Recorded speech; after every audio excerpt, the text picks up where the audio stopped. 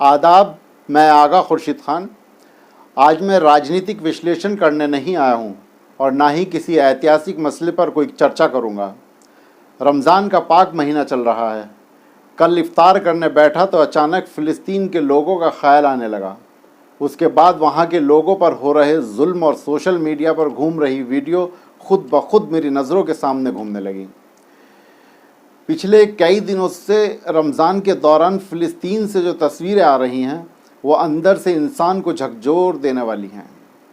कहीं खाने की परेशानी तो कहीं पानी की किल्लत, लेकिन इन सब के बाद भी उनका हौसला और ईमान इतना मजबूत कि इतनी सारी परेशानियों के बावजूद भी उनको हिला न सके।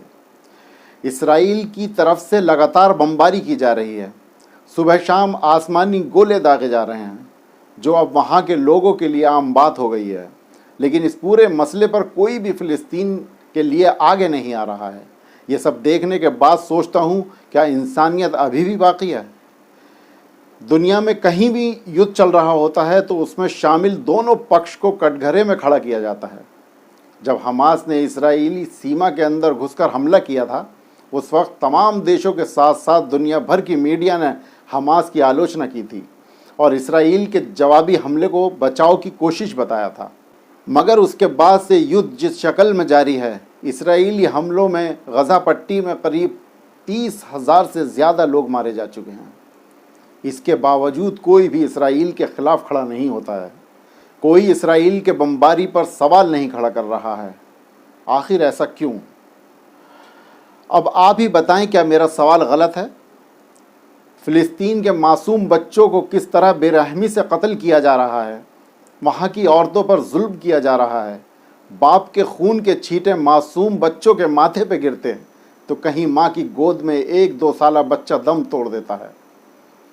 सड़कों पे बिखरे खून के साथ मुसलमानों की लाशों ने दुनिया के सामने इसराइल की हैवानियत की वो शक्ल दिखाई है जिसे देखकर शायद ही दुनिया का कोई इंसानियत परस्त अपनी आंखों से आंसू रोक पाया हो।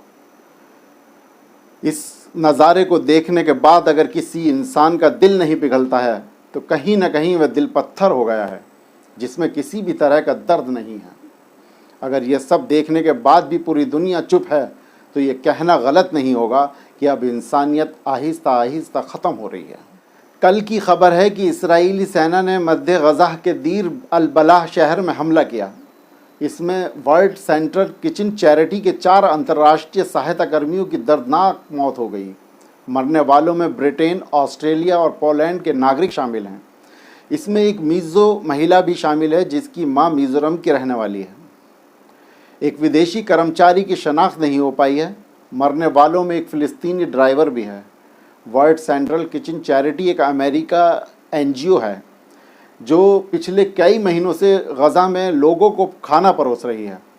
TV9 भारतवर्ष के मुताबिक संगठन का कहना है कि उन्होंने अपनी मूवमेंट के बारे में इसराइली सेना को पहले से खबर दे रखी थी, फिर भी सेना ने उनकी कार को निशाना बनाया।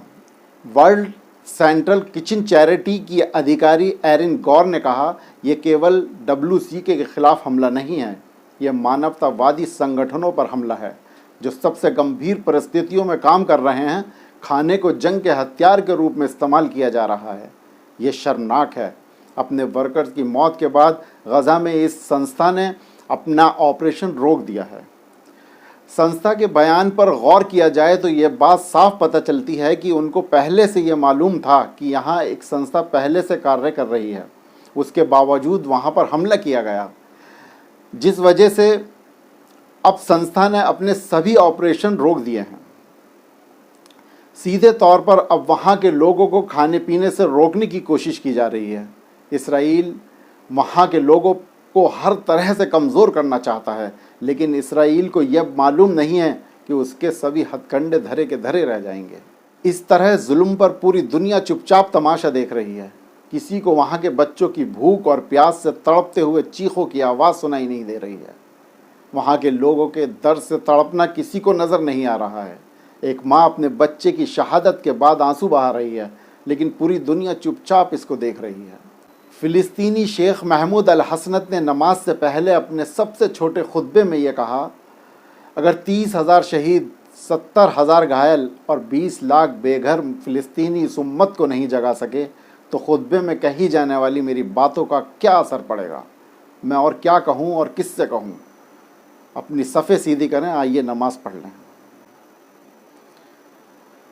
اگر آپ بھی انہی تماشبین میں سے ایک ہیں تو آپ بھی خود کو جیتے جی مردہ سمجھ لیجئے، کیونکہ اگر آپ کے اندر ظلم اور زیادتی کے خلاف بولنے کی ہمت نہیں ہے اور جس پر ظلم ہو رہا ہے ان کے لیے درد نہیں ہے تو پھر آپ صرف ایک زندہ لاش ہیں۔